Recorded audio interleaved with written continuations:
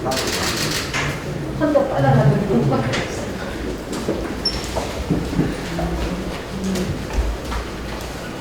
네, D-159일입니다.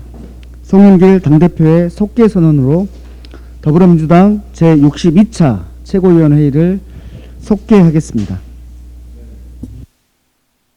D-159일 제62차 최고위원회를 속개하겠습니다. 모두 발언입니다. 네. 송영길 당대표의 발언이 있겠습니다. 오늘은 국정감사 때문에 좀 30분 빨리 최고위원을 하게 됐습니다. 윤석열 후보의 최측근이었던 손준성 전 대검 수사정보정책관이 여권 인사들을 총선을 불과 1, 2주 앞둔 민감한 시기에 야당 국회의원 후보자한테 고발장을 작성해서 고발을 사주한 사건에 직접 관여한 사실이 드러났다고 합니다. 이 사건을 공수처에 이첩해서 공수처가 수사를 시작하게 되었습니다. 검찰총장의 손과 발 역할을 하는 현직 고위검사가 추후에 국기문란 범죄에 가담했다는 점이 확인된 것입니다.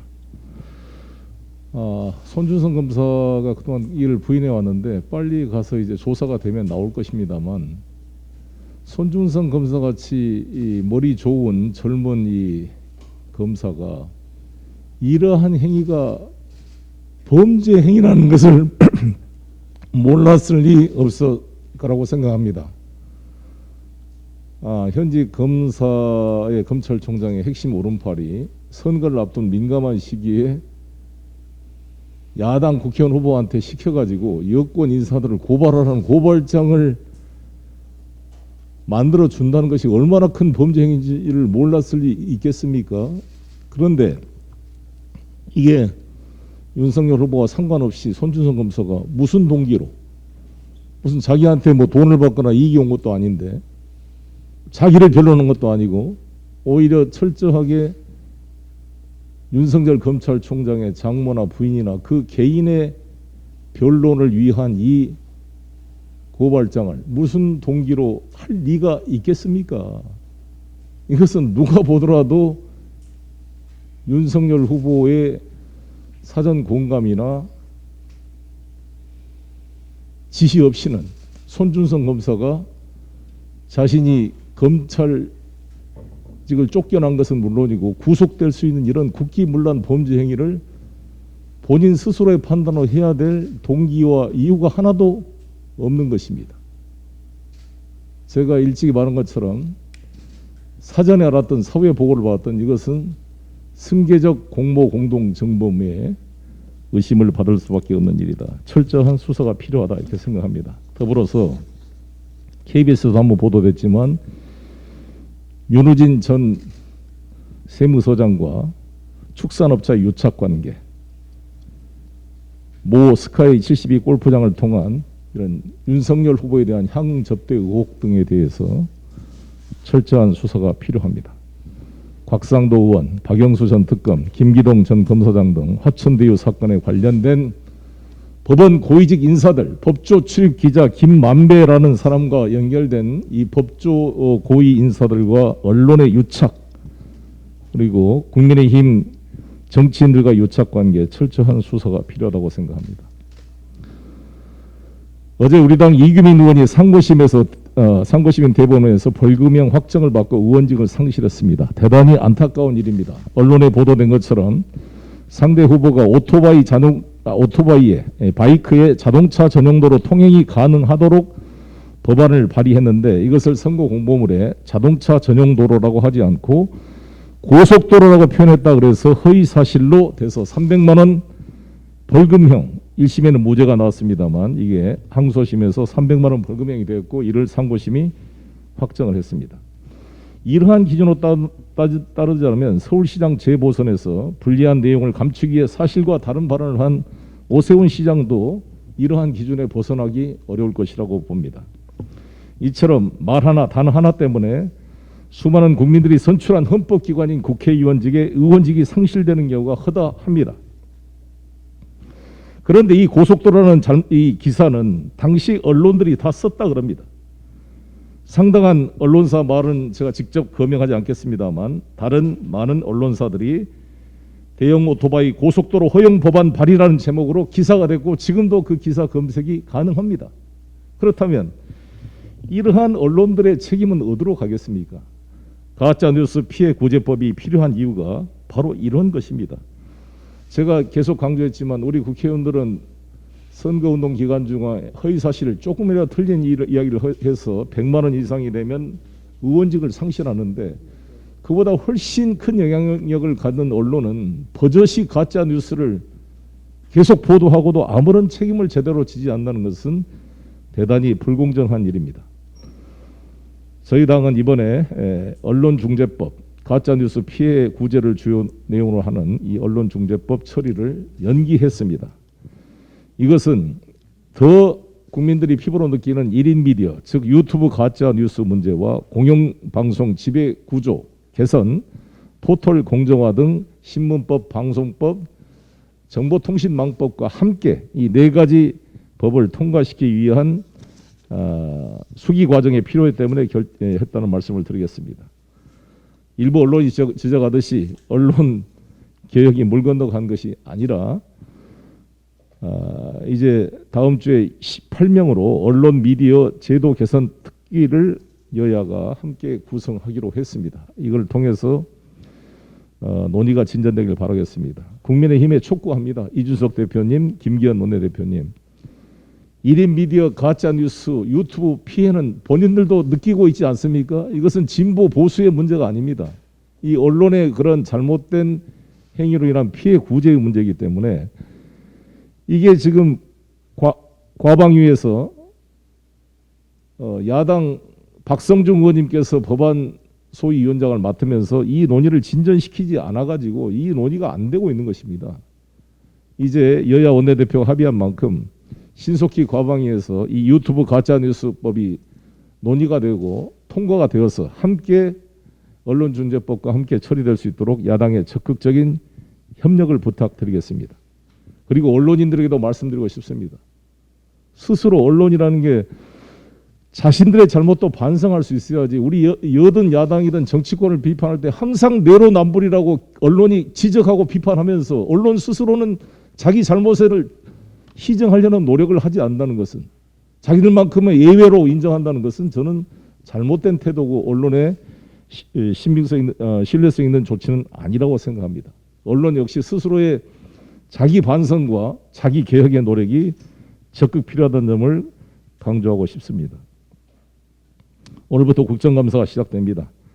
국정감사에서 모든 부분들이 하나씩 밝혀지고 부족한 점들이 보완되어서 이 국정이 더욱더 공정하게 발전할 수 있는 계기가 될 수 있도록 해가겠습니다. 민생국감, 실질적인 정책을 대안을 제시하는 정책국감이 되도록 하고 국민적 의혹 사안들은 명쾌하게 밝혀내는 진실국감이 되도록 노력하겠습니다. 오늘은 73주년 국군의 날입니다. 자랑스러운 항일 광복군의 뿌리를 둔 우리 국군은 1948년 창군 이래 대한민국의 자유와 번영과 평화를 지키는 근간으로 발전해 왔습니다. 일부 정치 군인들에 의한 오욕의 시간이 있었지만 국군 장병들은 늘 한결같은 자세와 정신으로 대한민국의 주권을 수호해 왔습니다. 이제 문재인 정부에 들어서 우리 대한민국은 누구도 넘볼 수 없는 세계 6위의 정예 강군으로 성장했습니다. 세계 최고 수준의 K2 전차와 전 세계가 인정하는 명품 무기인 K9 자주포, 이지스 구축함, 5세대 스텔스 전투기인 F-35B 그리고 한국형 전투기 시제기가 만들어졌고 이번에 세계 7번째로 SLBM 개발에 성공하는 그런 나라로 발전하고 MCTR이 해제됨에 따라서 이제 로켓 발사까지 가능한 그런 나라로 발전했습니다. 이러한 군사력 발전은 변론을 하더라도 가장 중요한 우리 대한민국 군인과 우리 국민들이 지켜야 될 가치가 있는 대한민국의 민주주의와 헌법 정신이 있기 때문에 우리는 우리 국방은 튼튼하게 발전해 갈 거라고 생각합니다. 복무환경 개선, 군대 내 인권 성비 문제 등 척결을 통한 장병의 눈높이에 부응하는 국민의 군대를 만들겠습니다. 문재인 정부에 들어와서 2018년도에 최초로 우리 사병들에게 휴대폰이 보급되었습니다. 다른 정부에서는 못했던 일을 우리 문재인 정부에서 최초로 2018년에 많은 반대에도 불구하고 모든 사병들에게 휴대폰이 지급되면서 병역 문화가 개선되고 많은 부분이 지금 드러나고 있지만 예전에 비해서는 숫자가 줄어들고 있고 발전해 가고 있다는 말씀을 드리겠습니다. 문재인 대통령께서 종전선언을 제안하신 이후에 한반도 평화의 시계가 다시 움직이기 시작했습니다. 김정은 위원장도 10월 초 남북 연락선 복원에 나서겠다는 입장을 밝혔습니다. 이 남북 연락선이 복원이 다시 된다면 이것이 남북의 합의 없이 임의적인 정치적 이유로 다시 또 차단되는 일이 없기를 바라겠습니다. 대북 인도적 지원과 더불어 개성공단의 재개 문제가 현금이 아닌 현물 지급과 또 유엔 결의안을 위반했을 경우에 스냅백 될 수 있는 원상 복귀될 수 있는 스냅백 조항을 기초로 개성공단 재개 문제가 논의돼야 된다고 생각합니다. 제가 이번 미국 방문을 통해서도 커트 캠벨 등 미 국무부 측 인사들에게 이러한 문제를 강력히 제기해서 상당히 검토하겠다는 의견을 들은 바 있습니다. 기시다 일본 자민당 총재의 선출을 축하합니다. 먼저 기시다 신임 총재에게 축하 말씀을 드리고 고노 전 외상, 저와 오랜 친구이기도 합니다만 위로의 편지를 오늘 보내기로 했습니다. 이번에 기시다 고노 타로 전 외상은 총리가 되면 야스쿠니 신사를 참배하지 않겠다고 약속을 했습니다만 기시다 총재는 시기와 상황을 고려해서 판단하겠다 이렇게 유보적 입장을 밝혔습니다. 기시다 자민당 총재 선출 이제 수상으로 곧 선출될 텐데 축하드리면서 경색된 한일 관계를 풀기 위해서는 야스쿠니 신사 참배 같은 국민 감정을 해치는 우리 한국과 중국 인근 국가의 국민 감정을 해치는 일은 자제되어야 될 것입니다. 기시다 내각이 양국의 발전적 미래를 위해 아베 신조의 정책을 계속해가는 것이 아니라 새로운 내각의 모습을 보여줄 것을 촉구하는 바입니다. 부동산 전수조사 관련하여 탈당 권유 조치를 했던 우리 당 의원님들이 대부분 9분이 수사 결과 최종 무혐의 처분을 받으셨습니다. 짧지 않는 기간 마음의 고통이 크셨을 텐데 깊은 위로의 말씀을 드립니다.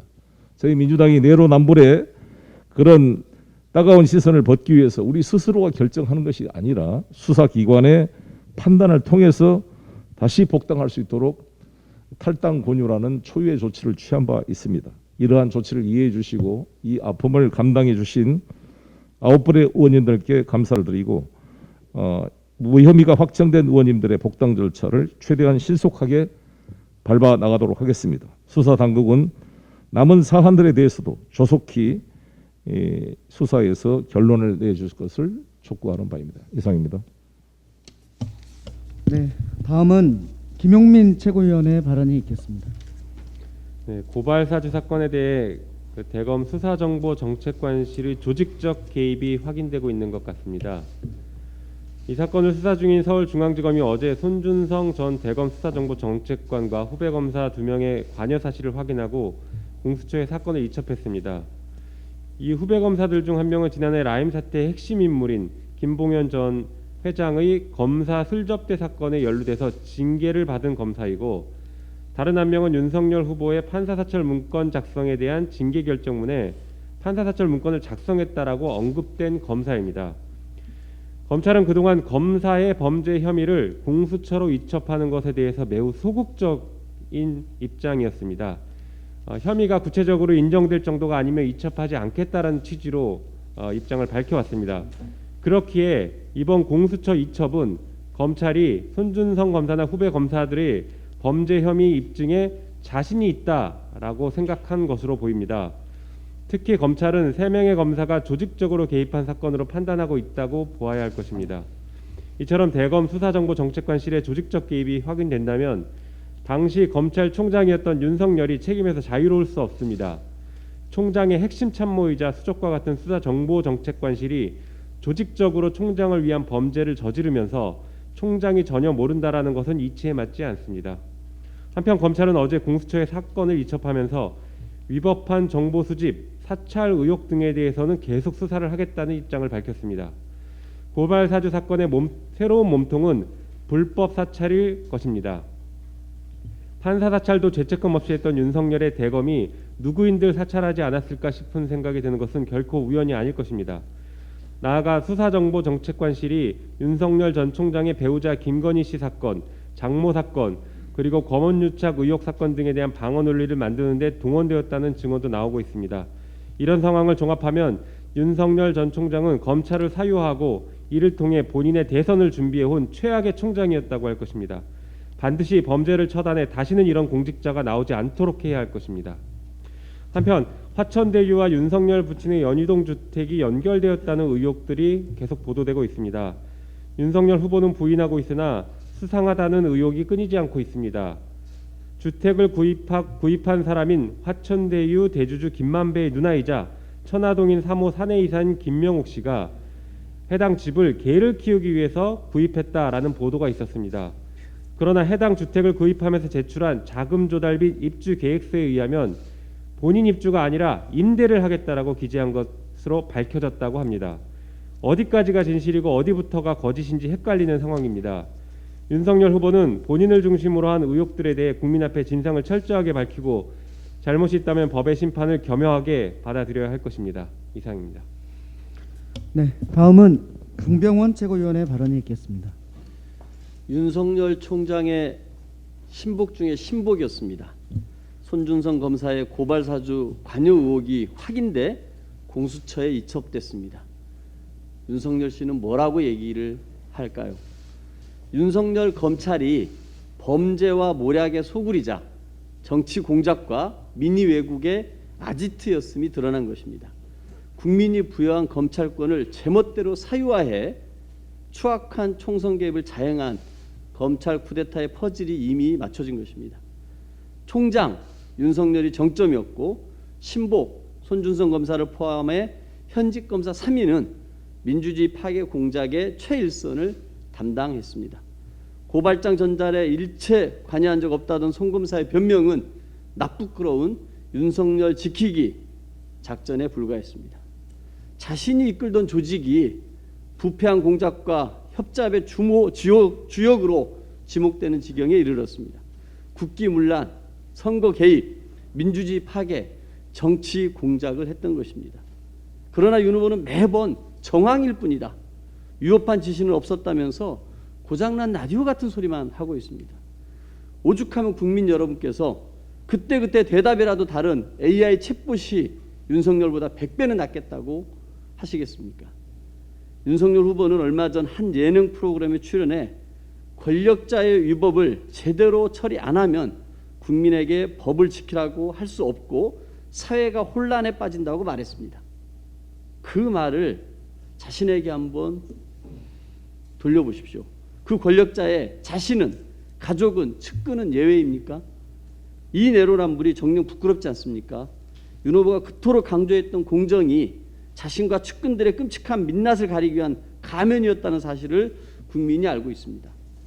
윤 후보가 재판에서 입증된 장모의 범죄, 국민의 조롱거리가 된 아내의 논문, 윤석열 사단의 조직적 권력 남용에 대해 단 한 번이라도 국민께 사과한 적이 있습니까? 단 한 번이라도 국민께 죄송하다며 고개를 숙인 적이 있습니까? 국민께 죄송하고 송구한 심정을 가져도 모자랄 마당에 오만한 태도로 국민 위에 군림하려고만 하니 조폭 두목보다도 못합니다. 이제 윤석열 차례입니다. 부패와 부정으로 얼룩진 윤석열 검찰의 흑역사 반드시 청산해야 합니다. 이 와중에 윤석열 후보의 망언이 또 터져 나왔습니다. 청약 통장 모르면 치매 환자라는 발언이 국민 가슴에 대못, 철못을 또 박았습니다. 그 천박함, 국민 비하 어디까지 갈 것입니까? 청약 통장을 1도 몰랐던 무지를 인정하고 사과하지 않는 막가파식 태도도 문제지만 해당 발언은 약 80만 명에 달하는 국내 치매 환자와 그 가족에 대한 중대한 모욕입니다. 윤 후보는 치매 환자와 가족의 아픔을 알기나 하는 것입니까? 평소에 일말의 관심이라도 있었다면 어찌 감히 치매 환자 운운할 생각을 했겠습니까? 사람이라면 질병을 모욕의 의미로 쓰면 안 됩니다. 윤석열의 입은 화를 부르는 문이고 윤석열의 혀는 국민을 베는 칼이라는 것이 명확합니다. 실언이라고 하지 말아주십시오. 처참하고 황폐한 국민 위에 군림하는 윤석열 철학의 증거입니다. 이상입니다. 네, 다음은 백혜련 최고위원의 발언이 있겠습니다. 제1야당의 대표가 찌라시를 언급하며 여권 후보와의 연루설을 퍼뜨리는 작태에 분노합니다. 이준석 대표는 50억 클럽을 언급하며 본인이 본 찌라시에는 여권 대선 후보와 친분이 있는 인사가 있었다고 주장했습니다. 그리고 특검 필요성을 언급했는데 구체적인 정황이나 증거, 증인 그 어떤 것도 없으면서 고장 내놓은 것이 찌라시입니다. 이런 황당한 주장을 하면서 특검을 요구하는 저희가 무엇입니까? 결국 검찰과 경찰 등이 진행하는 수사를 지연시키자는 것이고 수사 방해입니다. 그간 검찰 수사 없이 특검 수사가 먼저 진행된 적이 한 번도 없습니다. 그리고 특검은 발의부터 수사 종료할 때까지 최소한 4개월 이상이 필요합니다. 지금 검찰은 전방위적 수사를 진행하고 있고 경찰 역시 경기 남부청을 중심으로 대대적인 수사에 착수한 상황입니다. 허접한 찌라시로 수사기관 흔들지 말고 수사에 적극 협조하시길 바랍니다. 윤석열 검찰의 고발사주 의혹 사건과 관련해서 검찰이 공수처로 이첩을 했습니다. 지금 정치권을 뒤흔드는 거의 모든 사건에 윤석열 석자의 이름이 계속 나오고 있습니다. 고발사주뿐만 아니라 하천대유 게이트, 장모와 아내 관련된 사건까지 윤석열의 이름이 없는 곳이 없습니다. 이것이 대한민국의 검찰총장을 지낸 자의 민낯이고 부끄러움은 국민 몫이 된 지 오래입니다. 이런 와중에 망언 윤석열 선생의 빛나는 어록이 하나 더 추가됐습니다. 여성의 사회 진출이 늘어나 군의 사기가 저하되었다는 것입니다. 사회를 보는 시선이나 젠더 감수성은 1도 찾아보기 어렵습니다. 이분에게 분노할 가치도 못 느끼겠습니다. 정말 나오는 건 한숨뿐입니다. 요즘 또 망언을 한다고 해서 윤또망이라고 한다는데 윤또망이 아니라 이제는 하는 말마다 망언, 윤하망이라고 해야 할 것 같습니다. 네, 다음은 김영배 최고위원의 발언이 있겠습니다. 국민의 군대 대한강군 제73주년 국군의 날입니다. 한반도 평화와 국민 안전을 위해 헌신하는 국군 장병 여러분과 가족 여러분들께 진심으로 감사의 말씀 전합니다. 서울중앙지검이 고발사주 사건을 공수처로 이첩했습니다. 상세한 결과 발표는 없었지만 현직 검사 관여 사실과 정황 확인을 못 받고 이첩해서 사실상 현직 검사 3명에 대한 검찰 수사가 완료된 것으로 보입니다. 검찰의 확고한 어조는 이 사건 핵심 고리인 손준성은 물론이고 다른 검사들의 협조 혹은 개입까지 확인되어서 충분히 기소할 상황이다라고 판단한 것으로 보입니다. 공수처는 신속히 관련자 전원을 구속, 법의 심판대 위에 올려야 할 것입니다. 그래야 또 다른 피고소인 윤석열에 대한 수사를 할 수 있을 것입니다. 윤석열 후보가 왜 공수처에 넘기냐면서 손을 터는 과정이라고 평했습니다. 윤 후보, 손 터는 게 아니라 싹 터는 시간이 온 것입니다. 일망타진의 시간입니다. 공수처법 제25조에 보면 현직 검사의 비리가 확인되면 공수처가 수사한다고 되어 있습니다. 이 법을 모르시는 것입니까? 거기다가 대장동 사건 관련해서는 특검을 주장했습니다. 검찰 조직을 못 믿겠다는 뜻입니다. 여당 정치인을 제대로 수사하는 검찰을 봤냐고 했습니다. 도대체 검찰총장을 하신 분 맞습니까?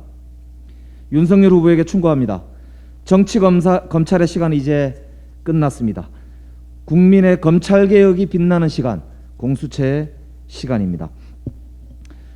이 사건은 2020년 1월달 손준성 수사정보정책관이 임명되고 2월달에 그 손준성 수사정보정책관이 판사 사찰 문건을 작성하고 3월달에 대검이 윤석열 장모의 변호 문건을 작성하고 그리고 이어서 4월 3일과 4월 8일 손준성 보냄 기문 받음 텔레그램으로 고발장을 보낸 고발 사주 사건의 전체적인 맥락에서 이해되어야 합니다.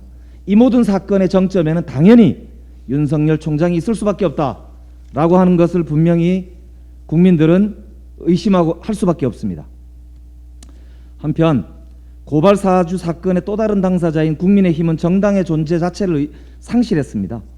민의를 받들어야 할 정당이 정치 검찰의 부역자가 된 것입니다. 검찰의 하명을 받아서 고발장 거간꾼이나 하려면 왜 도대체 정치를 하는 겁니까? 지금이라도 국민 앞에 석고대죄하고 손준성 고발장과 정정식 고발장이 복사라도 한 듯이 빼다 박은 연유를 국민 앞에 밝히시고 사과하시기 바랍니다. 또한 윤석열 국민의힘 예비후보 장모 최 씨의 은행 잔고증명서 위조 사건과 관련하여 대검이 작성했다는 대응 문건이 공개가 되었습니다. 최 씨의 검찰 진술과 소송 상대인의 사기 행각 등 사건 상세 내용에 더해서 검찰 수사팀만 알 수 있는 판단까지 포함되어 있는 걸로 봐서 최 씨에게 유리한 상황을 만들기 위한 수사정보 제공까지 이루어진 셈입니다. 윤석열 후보와 일가의 사적인 변호사 역할을 한 것으로 보이는데 공익의 대표자로서 정의와 인권을 바로 세우고 국민을 섬기며 국가에 봉사할 것이다 라고 선서를 한 검사들이 한 일이 도대체 맞는지 국민들이 어지러워하고 있습니다. 법무부에 촉구합니다. 이달 5일 법무부 국정감사가 있습니다. 법무부 국정감사장에서 다 밝혀지겠지만 이 문건이 사실인지 누가 작성했는지, 만약에 검찰 조직이 별도로 또 추가로 관련이 되어 있다면 그 정점에 윤석열 검찰총장이 있지 않은지 명확히 밝히시기 바랍니다. 이 문건이 대검에서 작성한 것이 맞다면 명백하게 손준성 고발 사주와 연계된 직권남용 그리고 공직선거법 위반 등의 중범죄 피의자가 확인되는 셈입니다. 오늘부터 시작하는 국정감사를 통해서 진실을 밝히기 위해 더불어민주당은 최선을 다하겠습니다. 이상입니다. 네, 다음은 전해숙 최고위원의 발언이 있겠습니다. 이번 달부터 저소득 취약계층의 생계급여자에 대한 부양의무자 기준이 사실상 폐지됩니다. 제도 시행 60년 만입니다. 부양의무자 기준 때문에 사각지대에 놓여있던 약 40만의 저소득 취약계층이 혜택을 받게 됩니다. 송파 세모녀 사건과 같은 그 계층들이 국가가 이제 살펴볼 수 있는 계기를 마련한 것입니다. 부양의무자 기준 폐지는 아주 오랫동안 줄기차게 제기됐습니다. 저도 18대 국회 때부터 매 임기 때마다 부양의무자 폐지의 필요성을 주장하고 관련법을 대표 발의했습니다. 그러나 그 긴 시간 동안 부분적 완화조차 해준 정부가 없었습니다. 오직 문재인 정부만이 이런 담대한 성과를 이루어낸 것입니다. 문재인 정부는 임기 초부터 중증장애인을 중심으로 생계, 주거, 의료급여의 부양의무자 기준을 폐기해 왔습니다. 지난 대선에서 문재인 대통령 후보 보건복지 특보단장으로서 이 정책을 우선 과제로 만든 것에 보람을 느낍니다. 지금까지 우리는 어려운 처지 국민들을 돌볼 책임을 가족에게 돌렸습니다. 이제는 국가가 국민들의 삶을 지켜주는 시대로 바뀌고 있습니다. 그런 국가가 선진국입니다. 문재인 정부가 새 시대를 열고 대한민국을 선진국으로 끌어올렸습니다. 아쉬운 것은 부양의무자 기준이 정부 재량에 의한 사실상의 폐지에 멈춘 것입니다. 몇만 원 차이로 기초생활수급 자격을 얻지 못하는 차상위 계층은 더 큰 어려움을 느끼며 복지 사각지대에 남게 될 것입니다. 법 개정을 통한 완전 폐지가 필요합니다. 법 개정으로 어떤 정부가 들어서더라도 이 정책이 흔들림 없이 정착되도록 할 필요가 있습니다. 특히 중증장애인이 포함된 가구에 대해서는 지금이라도 당장 조건 없이 부양의무자 기준을 폐지해야 합니다. 원내와 정부가 협력해서 보건복지에 계류되어 있는 관련 법안을 조속히 처리해서 부양의무자 폐지가 사실상으로 정착될 수 있기를 바랍니다. 이상입니다.